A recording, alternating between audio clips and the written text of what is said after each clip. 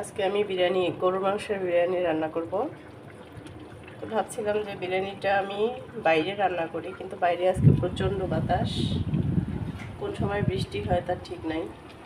তো যার জন্য আমি রাইস কুকারে মাংস বসাই দিলাম।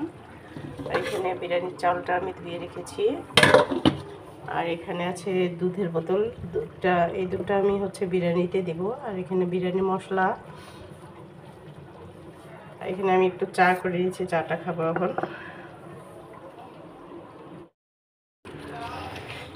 আমার মাংস রান্না হয়ে গেছে, মাংসটা ভুনা হয়ে গেছে। এখন আমি চালটা এখানে ঢেলে দিচ্ছি।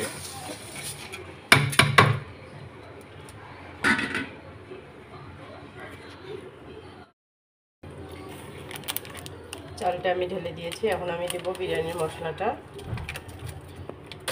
যেহেতু এখানে 1 কেজি চাল আছে, আমি পুরো মশলাটাই দিলাম। আর এই যে দুধের বোতল, দুধটা দেবো।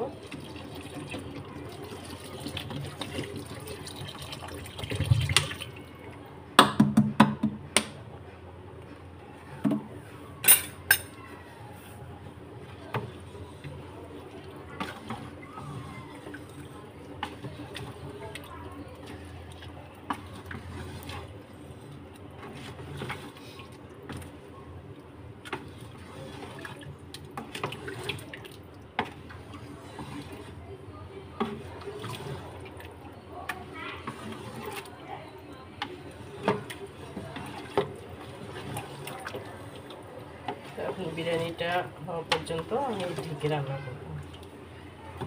আর আমি এখানে দিয়েছি কয়েকটা কাঁচামরিচ।